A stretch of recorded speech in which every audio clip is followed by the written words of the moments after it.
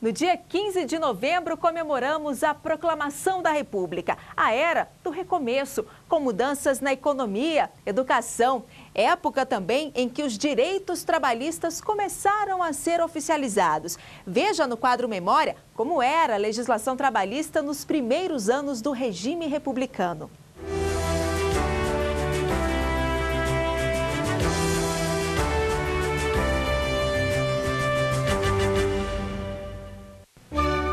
De novembro de 1889.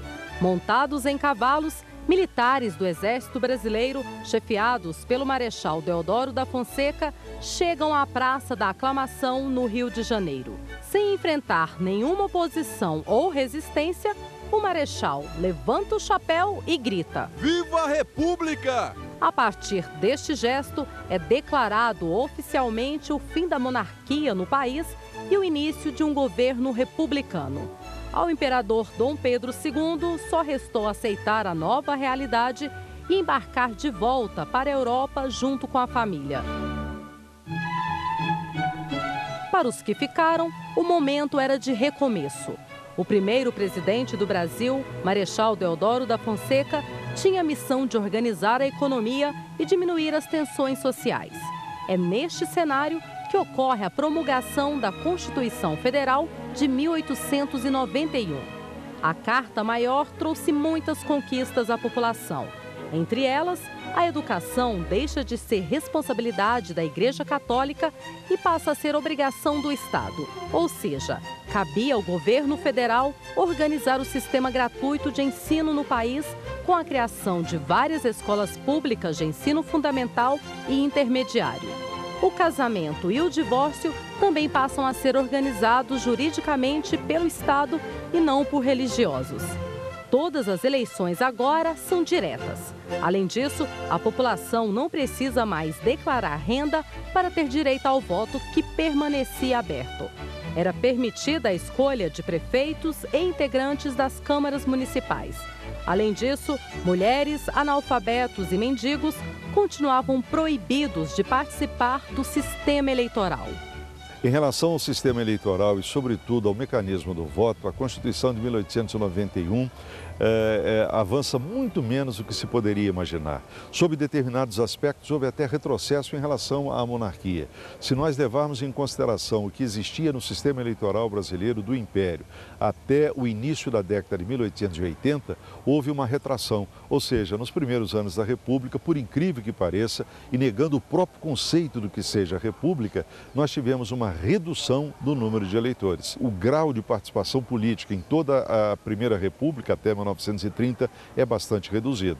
Sem falar que a Constituição de 91 também estabelece que o voto não era secreto. E, além disso, não cria uma justiça eleitoral, o que facilitou demais as fraudes que aconteciam rotineiramente em todas as eleições. Apesar dos ganhos sociais, a legislação trabalhista não avançou nos primeiros anos do regime republicano. Só em 1918 é que a Câmara dos Deputados cria a Comissão de Legislação Social com o objetivo de propor normas de proteção aos trabalhadores. 7 anos depois, a Lei 4.982 prevê 15 dias de férias anuais para empregados do comércio, indústria e bancos. Em 1931, é aprovada a Lei da Sindicalização, proposta pelo Ministério do Trabalho. E em 1936, o salário mínimo é regulamentado por meio de uma norma. Os maiores ganhos vieram na década de 40. A consolidação das leis trabalhistas, CLT, garante, por exemplo, o descanso semanal recompensado, a jornada de 8 horas, o 13º salário e o Fundo de Garantia por Tempo de Serviço, FGTS. A CLT foi um impacto gigantesco no movimento trabalhista, nas relações de trabalho no Brasil.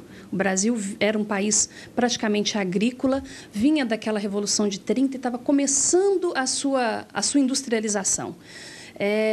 Haviam algumas regras esparsas, leis esparsas, e haviam alguns movimentos começando a surgir, movimentos de reivindicação de direitos trabalhistas começando a surgir no Brasil. Getúlio Vargas determinou uma comissão, inclusive o nosso ilustre Arnaldo Sonsequinde fazia parte dessa comissão, e que juntou isso tudo numa consolidação de leis. Não é um código, mas é uma consolidação, um ajuntamento de todas aquelas regras que tinham, estabelecendo quais eram os direitos que os trabalhadores teriam a partir daquela data ali. O TV-TST termina aqui, mas você pode continuar ligado nas notícias do Tribunal Superior do Trabalho pelo Twitter, Facebook, YouTube e em tempo real pelo site tst.jus.br. Na semana que vem tem mais TV-TST e eu espero você. Até lá!